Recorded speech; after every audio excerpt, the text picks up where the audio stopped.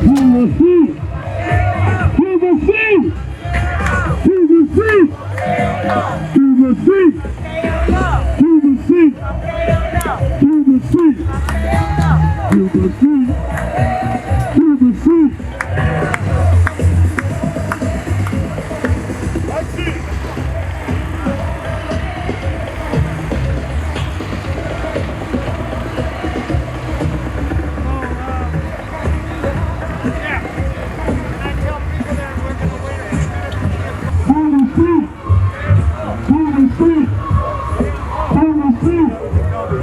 I can't hear you. I can't hear you.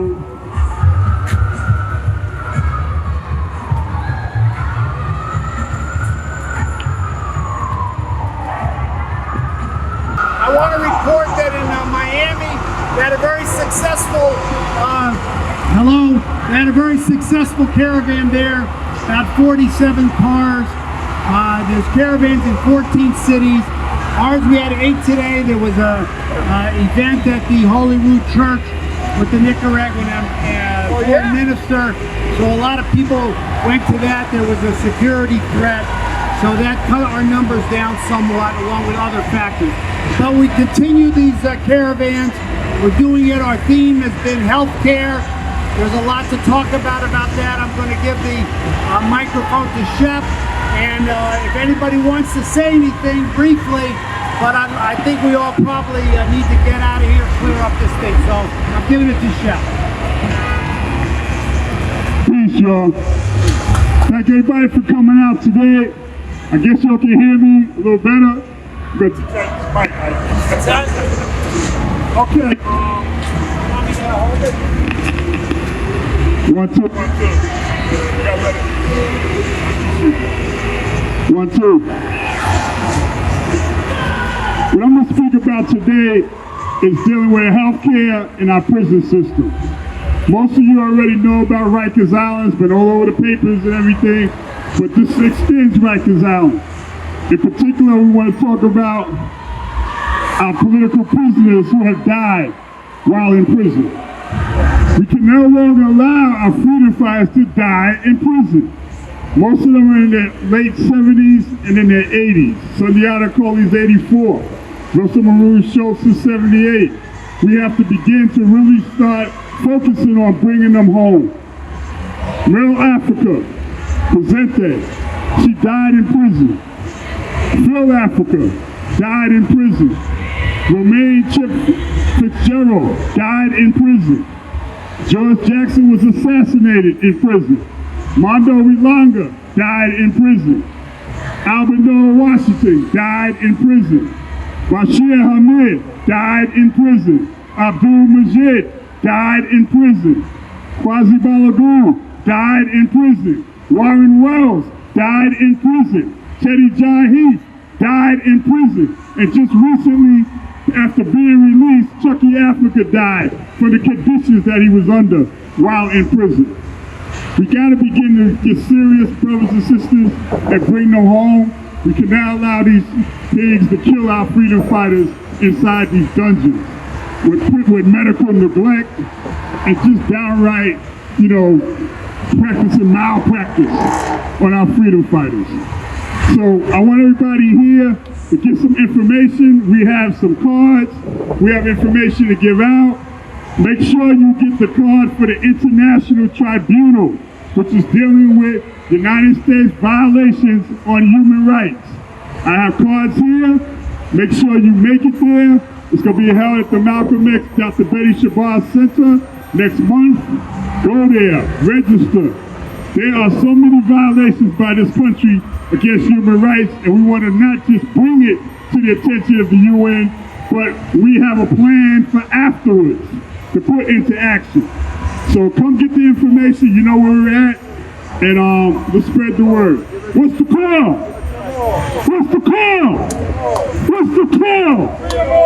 All right, I hope somebody here talks about Cuba and the medical stuff that's been going on with that, with this country. Called Brother Tafiq. He's a community health hero, as we call him.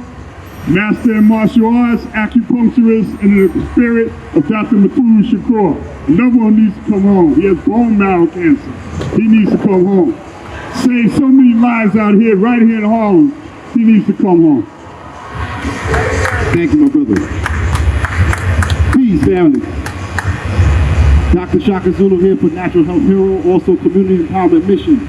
I'm here in support of the people's right. The people's right. You heard what I said, the people's right to your own health care. One of the main things in our community that a lot of people suffer from is the lack of knowledge. In addition to the lack of knowledge, the lack of love. In addition to the lack of love, the lack of self-help, awareness, and information.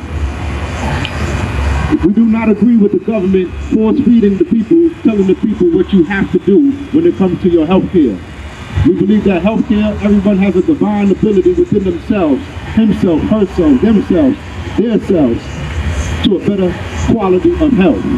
So at Natural Health Hero, this is STEM. As Brother Shep said, I'm an acupuncturist. I see myself as a liberation acupuncturist naturopath from the lineage of Dr. Mathuru Shakur. My teacher is Dr. George Love. And we've been infamous on teaching people how to overcome negativity of stress, the anxiety, stress, the opiate epidemic that's happening in our communities, and so forth. So we have a more of a compassionate issue dealing with healthcare, dealing with a harm reduction approach, dealing with drug usage, so-called drug usage, substance abuse issues. All right, because this is affecting all of our people. And again, people, we are the medicine. When I say we are the medicine, they put us into questioning about these so-called vaccines that are still in question. However, they want us to question ancient remedies, natural remedies that have been passed down by my ancestors for centuries. How dare you? So stay tuned for more information, affirmation to the people by any means necessary. Natural Health Hero, Dr. Shaka signing out. Peace. Salute to my brothers and my family in Cuba. Thank you very much. Okay, I think this will be our last speaker because we got to wrap this up. But I'd like to ask Martin Popel from the Socialist Workers Party to say a few words. Thank you. Thank you very much. And it won't be just a few words.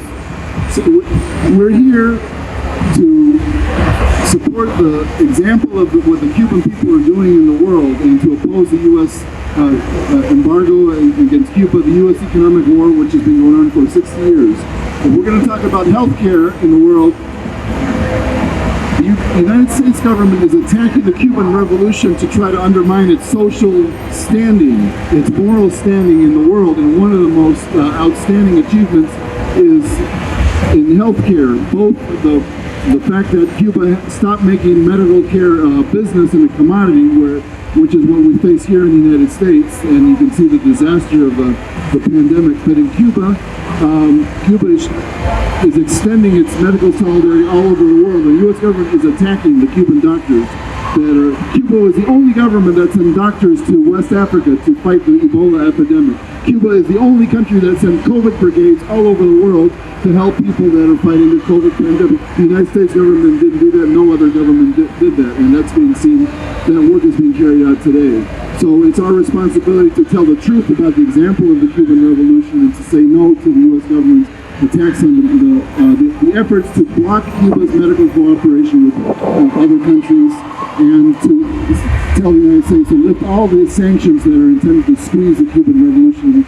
The Cuban people are not going to get on their knees, and they've demonstrated that for 60 years, and it's an example that we can learn of what working people can do when they organize a socialist revolution and take political power.